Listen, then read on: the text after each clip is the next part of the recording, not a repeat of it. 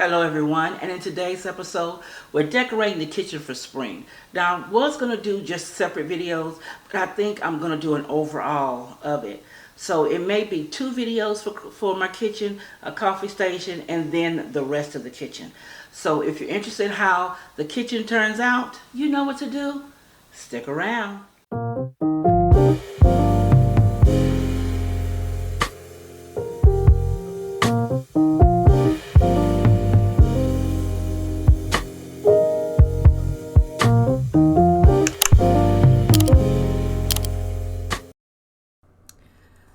Hello everyone, I'm decorating the kitchen for spring, and here is my corner tray. Now I love decorating it really cute because it's over here out of the way of everything. So I'm going to just be quiet and let you watch me finish it, and then I'm going to go from here to the tier tray.